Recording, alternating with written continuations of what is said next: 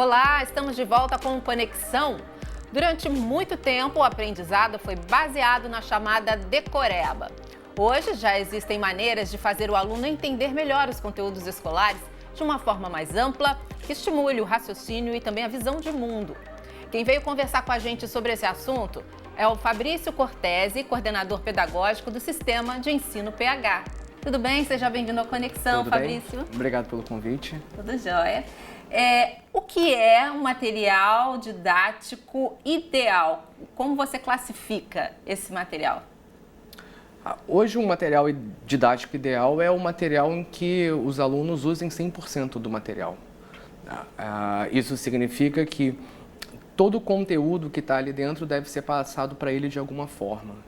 E do jeito que você colocou, realmente hoje a gente não preza muito a decoreba, embora alguns conteúdos sejam importantes de serem sempre absorvidos pelos nossos estudantes. O que a gente preza é o desenvolvimento das habilidades e das competências associadas àqueles objetos do conhecimento.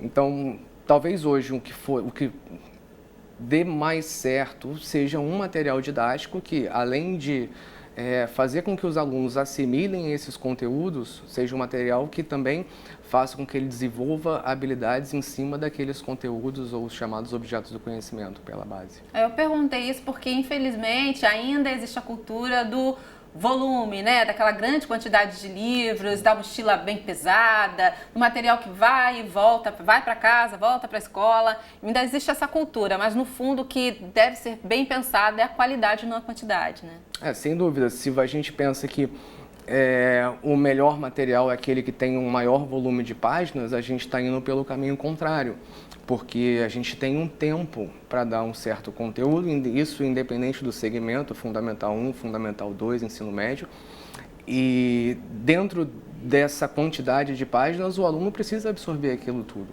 Ainda tem essa cultura por parte de pais, alunos, professores, em que quanto maior o material, melhor esse material didático. Só que não necessariamente isso é verdade, porque o interessante é que eles aproveitem tudo que está ali dentro.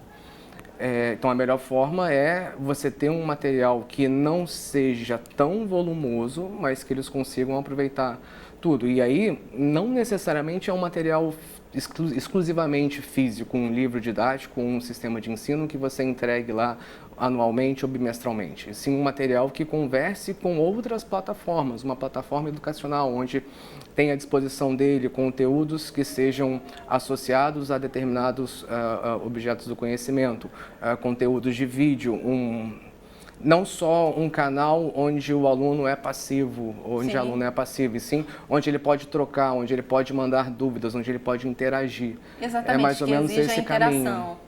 Porque um material assim bem pensado, e inclusive visualmente trabalhado, né, isso chama a atenção e prende também a atenção do aluno. Sim, o aspecto visual ainda é muito importante e tem que ser de fato importante. Para a gente é gostoso a gente pegar um livro e folhear, e ele tiver imagens e infográficos que sejam fáceis de visualizar e que sejam agradáveis de você entender, de uma forma que a gente consiga entender.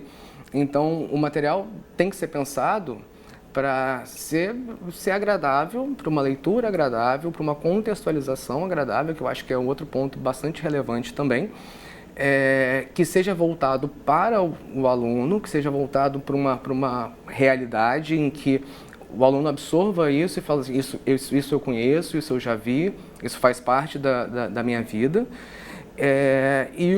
Para o professor também tem que ter uma relevância. O professor também tem que ter um subsídio de mostrar, através do material didático, para o aluno o que é importante daqueles conteúdos que estão ali. Tá bom. Existe o material também do professor? Sim.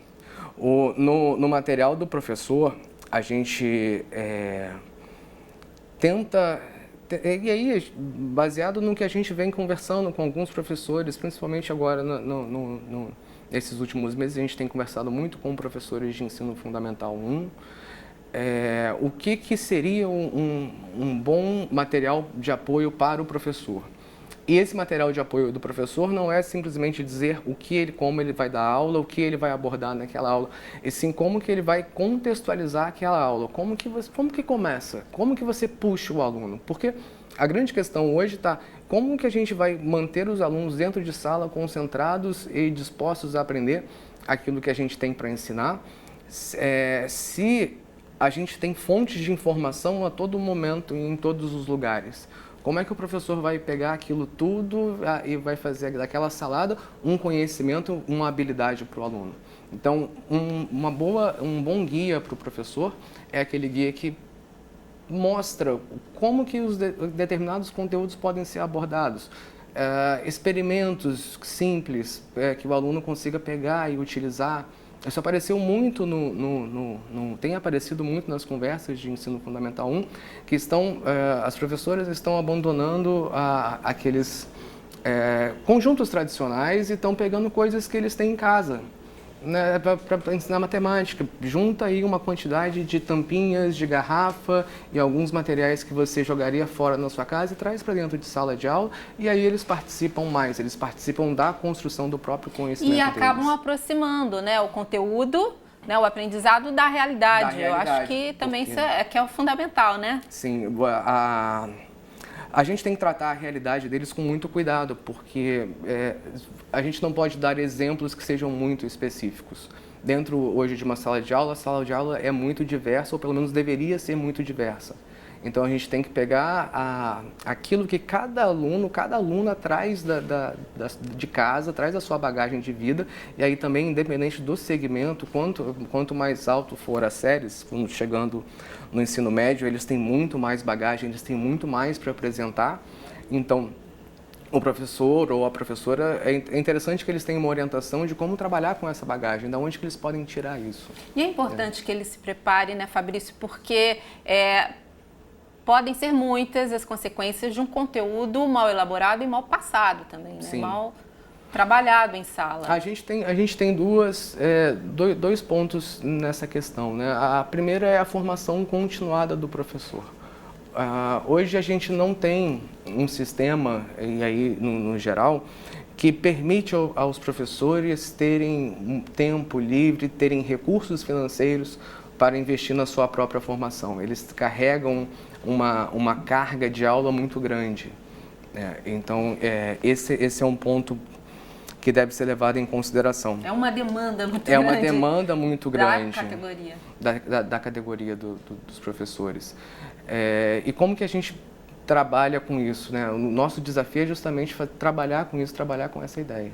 Tá bom, tá legal.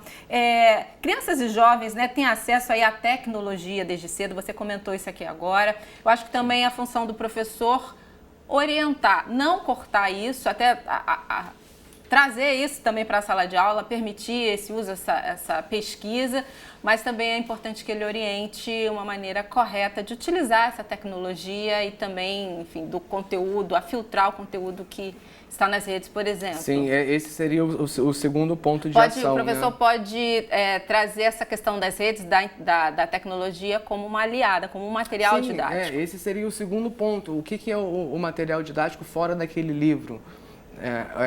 Tudo é um material didático. Hoje, as redes sociais, a internet, os programas de busca, eles fazem parte do material didático. Então, a grande questão do professor não é limitar o aluno a utilizar isso. Muito pelo contrário, é pegar e falar assim, se você tem uma turma em que todos os seus alunos têm celulares com internet funcionando, você tem que pegar e falar assim, gente, agora é hora de pegar o celular e a gente vai aprender como se faz uma busca e quais são os resultados da busca que a gente pode confiar. Que tipo de site a gente vai confiar, que tipo de espaço a gente vai confiar. E aí direciona. Ou então, se você vai dar alguma aula específica que tenha já um aplicativo pronto, você é um professor de física que vai dar uma aula de ondas e aí vai falar de frequência, fala assim, por que a gente não pega e faz o download de um aplicativo para a gente testar as diversas frequências audíveis ao ser humano. Então, a tecnologia, ela é uma ferramenta e essa ferramenta tem que ser muito explorada, porque eles têm um domínio muito grande. As pessoas mais jovens, elas têm um domínio maior da tecnologia do que as pessoas mais velhas. Isso é natural, sempre foi assim. Está e vai continuar na vida delas, então é bom aprender a usar. Vai continuar, então se a gente der subsídios para isso, eles vão usar e vão conseguir desenvolver melhor as habilidades. Tá ótimo, Fabrício, muito obrigada, viu? Nosso tempo estourou. Já foi muito bom ter você aqui com essas dicas, tá ótimo, bom? Eu que agradeço pelo convite, obrigado. Um prazer, sucesso. Obrigada a você de casa pela companhia, mas fica aí, porque na próxima entrada do Conexão, nós vamos falar sobre um tema preocupante, o crescimento dos movimentos anti-vacina. Em alguns pais, inclusive, estão optando por não vacinar os filhos com medo de reações adversas. O que isso pode acarretar, a gente vai saber já já. Fique com a gente, até já.